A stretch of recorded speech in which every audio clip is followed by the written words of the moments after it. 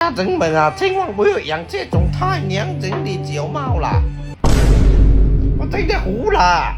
照账底来这里经理内准，他忽悠进来跟我甜蜜装白，可能以为我在这里给他酱鸡蛋啊。中午还娘着我要跟我一起用账，怕我一个人吃不了这么多，还主动帮我分担一截。跳舞准备出去遛鱼，但是他怕我遛不到鱼，心情不好，一直拦着路不让我走，所以